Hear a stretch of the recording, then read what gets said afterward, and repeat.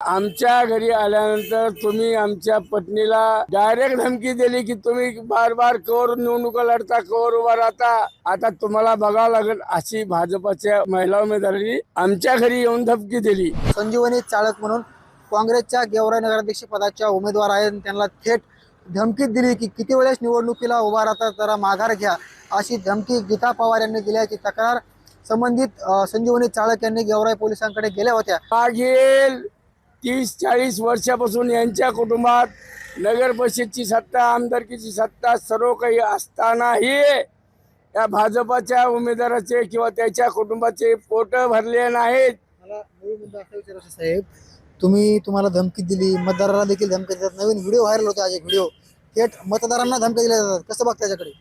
या भाजपच्या उमेदवाराकडे गावगुंडाची टोळी आहे, धनसंपत्ती आहे, माणूसबळ आहे, सत्ता आहे, म्हणून हे पुरीपासून गेवराईतील मतदाराला, नागरिकाला दबावपोटी, धमकीपोटी हे दाबून ठेवतात, कोणाला बोलवू देत नाहीत.